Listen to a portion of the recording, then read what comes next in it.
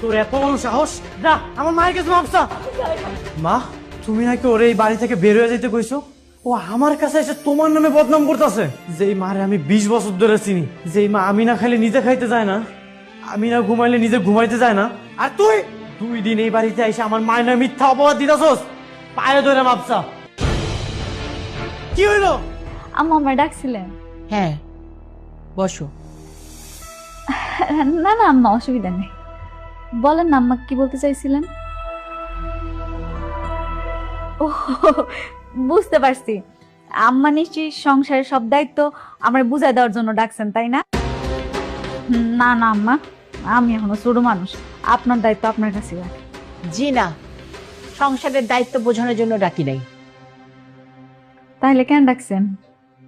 সুমন কি চলে গেছে? হ্যাঁ, অনেক আগে চলে গেছে। এই নাও, এখানে 20 লাখ টাকা আছে। এতগুলো টাকা, এতগুলো টাকা